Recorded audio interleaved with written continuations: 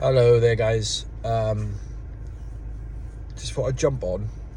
Reason for it is I've watched back the podcast that I launched yesterday, which is episode 3, and even though it's got some good insights in there, I just looked tired, and I looked drained, and I looked run down, and I had a couple of messages come out asking if I'm okay and asking if everything's fine, and I'm really good. I'm okay, honestly. I love what I do. The multiple stuff that I do, I'm happy in every sense of my life.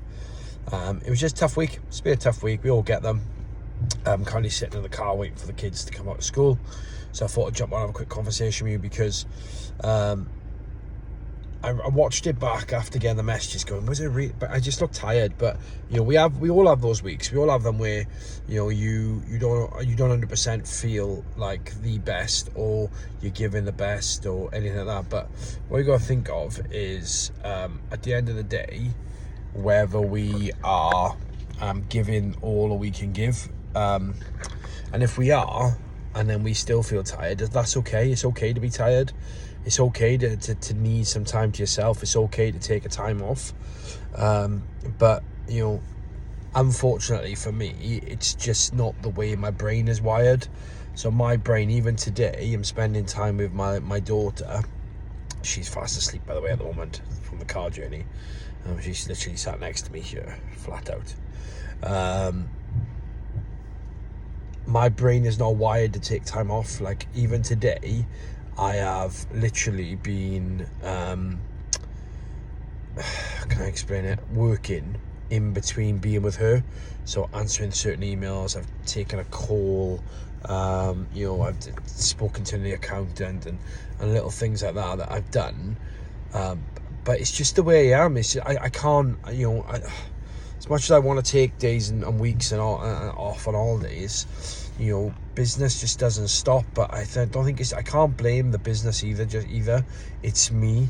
It's just the way I am. It's the way I work. It's the way my brain is wired, and it's what makes me feel excited. Like, got so many things coming off right now that if they all come off, it's going to be great. If they don't, then it's like, okay, start again. Let's go. But, for those of you reaching out to me, I really, really appreciate it. But I'm okay. I'm good. Honestly, I feel really good. I just sat here listening to a podcast now. I said this in episode 1, I think, who's your mentors? Who's the people you look up to the most? I always try and listen to people that inspire me. Even on my TikTok, when I'm having 10-15 minutes on there, we all know 10 minutes is probably 5 hours. I try and watch stuff that inspires me. If I'm feeling really, really down and I need someone to pick me up, I'll stick a bit of Elvis on. And I'll listen to a bit of Elvis. I'll listen to Stephen Bartlett, Grant Cardone. I listen to those talks of people that talk. They have a good knowledge, understanding, and they've been there, they do it. Do you mean? But I'm good. But what I want to inspire you guys to do is really look at who are your mentors. You can see I'm a bit more chill today, hat and a hoodie. Who are your mentors then, guys? Who are the people you're asking? Episode 1. Who are the people you look up to that when you're feeling crappy and you're having a scroll on social media, who picks you up? Who are the people that picks you up and really gets you going?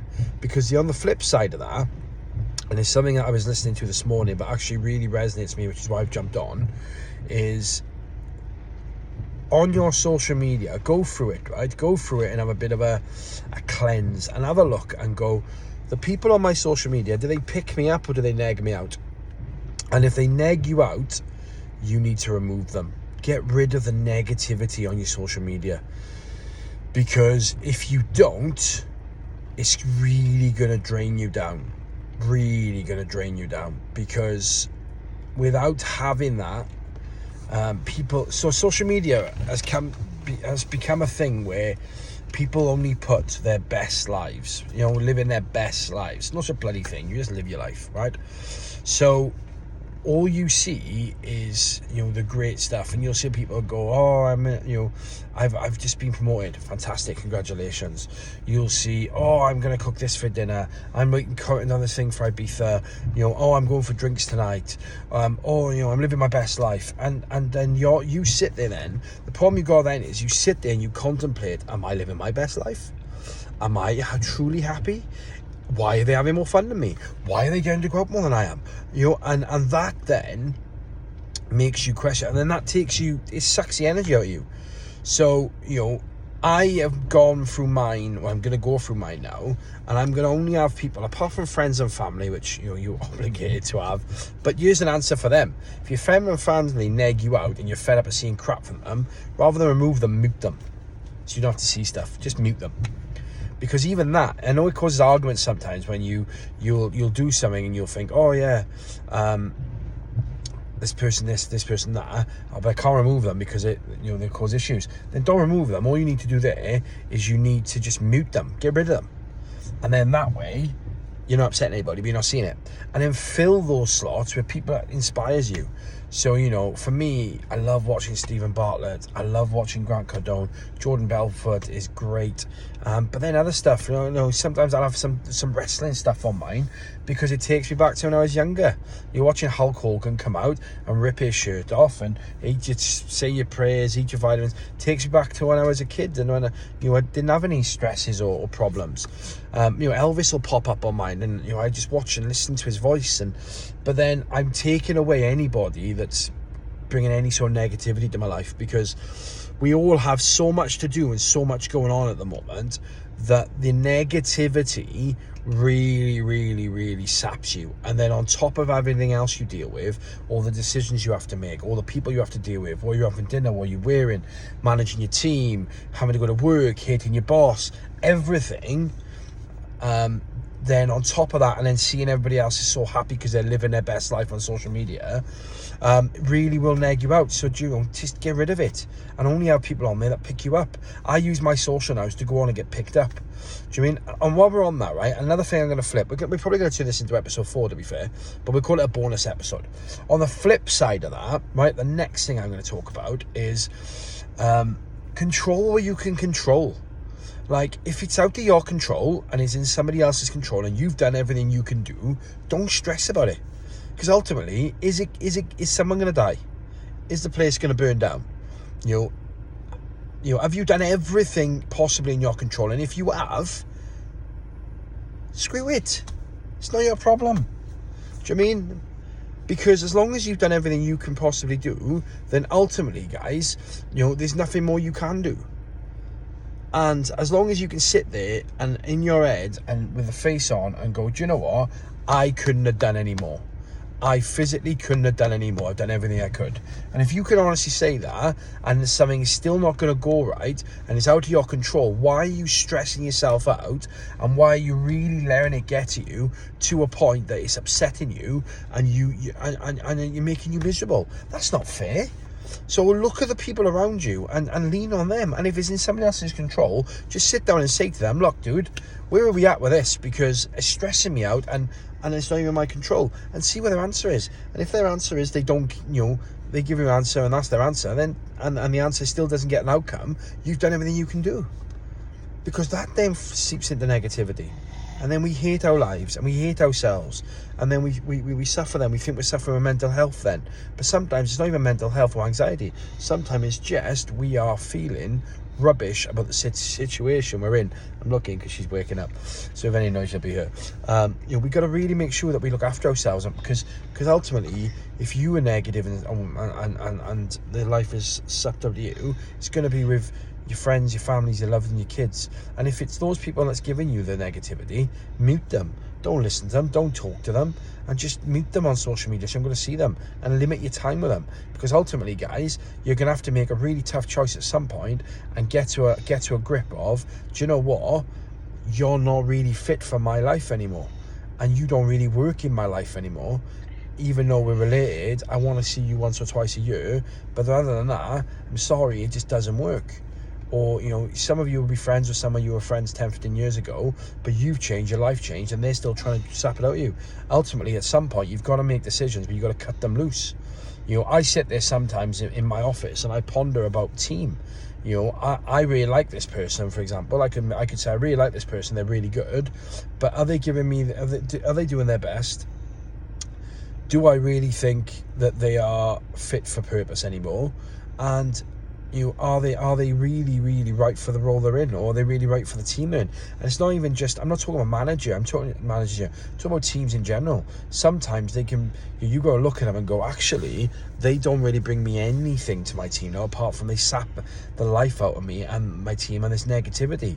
And you know, one thing I talk about my guys a lot, and it's going to be even bigger next week because I've got loads of things going on my head, is when I have meetings, calls and one-to-ones with my team, and I've got massive team throughout the multiple businesses, I'll be saying to them very, very clearly, I want solution orientated people. I don't want people that bring me problems with no solutions, or at least an idea of a solution. So we're always going to get problems in business, right? My thing is, that's your problem, cool, I understand it. So what do you think we should do? And do you know what? You might not have the answer, but you'll have a slight idea. You'll be able to go, I think we should do this, and I think this is the outcome, right? What I don't want is people coming to me going, this is the problem, and that's it. This is the problem. You know, and sometimes the problem's money, but then, okay, something's broke. Have we got a quote? No. Then that's your first step. Then come back to me. Okay, this is the quote. What's the lead time in fix? 4 days. How quickly do they want payment? Da da da da da da. Do you know what I mean? But you know, when you want to be a leader, now I don't manage, I lead.